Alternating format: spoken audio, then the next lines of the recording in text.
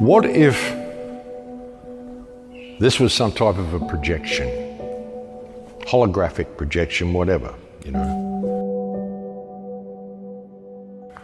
I mean, you can argue about the shape of the Earth. It doesn't matter. It honestly doesn't matter to me. It doesn't, you know, say you prove the Earth is flat.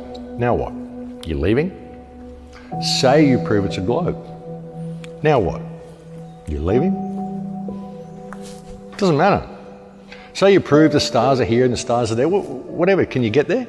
Does it matter? I just enjoy looking at them. They're beautiful.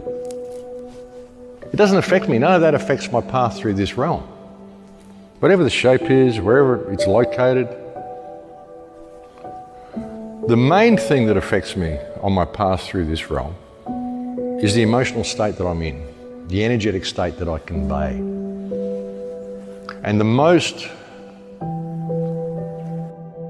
definite part of this whole journey, the only part of it that is absolutely unavoidable, is exiting the realm. Eventually I'm going to die. We're taught to live our lives in fear of that and to do everything we can to avoid that. But it's going to happen. It's going to happen to everybody at some stage. There's no avoiding it. It's just the way it is. You're going to leave this realm. You're going to leave it. You're going to die one day. The question is, how do you want to spend your time in the realm, and how do you want to exit the realm? Are you prepared to allow yourself to be pushed and pushed and pushed and pushed and cowed and wear a mask and walk around being afraid to talk to anybody and have no life here at all because you're scared of the one part of life which is inevitable, which is going to happen to you anyway? Or would you prefer to just exit the realm now before they do that? You know, and I'm not saying commit suicide or anything like that, but I'm just saying stand in your power and allow whatever happens to happen. Because if everybody did that, we wouldn't have to do any of this. Like I said before, you could turn off your television, shut down your smartphone, turn off the internet, the whole pandemic would go away. How many people are prepared to do that?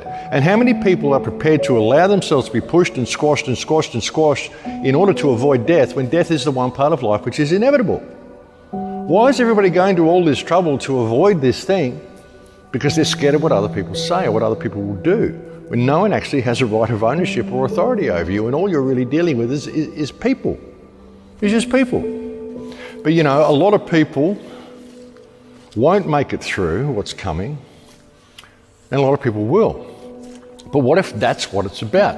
What if a lot of people aren't supposed to make it through? What if this is a way of consciousness filtering itself? What if you wanted to filter out your consciousness or filter your consciousness? How would you get rid of the stuff that didn't work? Create a situation like this. All the stuff that doesn't work is going to walk around wearing masks and butt plugs, and all the rest of it are going to prepare to face infinity without flinching. So you get to harvest that essence. You get to grab that essence each time and bring that back to source. Get rid of all the garbage. Who knows, folks? Maybe this is a way of soul purification. Maybe there's only one of us here. Maybe there's just you here, and all the people that you interact with are in their own little overlapping universes, and you're all reflections of each other, and you're all filtering out that noise from your own soul so that you can become one with the divine.